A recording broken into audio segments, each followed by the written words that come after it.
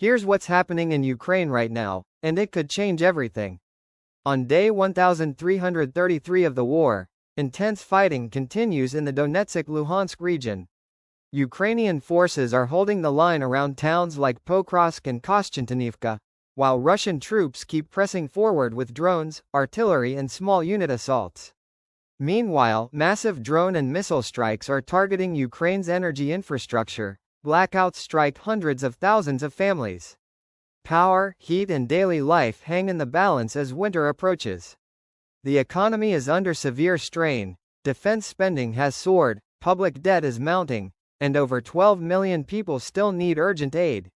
On the world stage, European leaders are ramping up support for Ukraine and further sanctions on Russia, yet peace talks remain stalled. Concilium. With winter coming, Ukraine faces not just a battlefield, but a battle for survival, infrastructure and hope.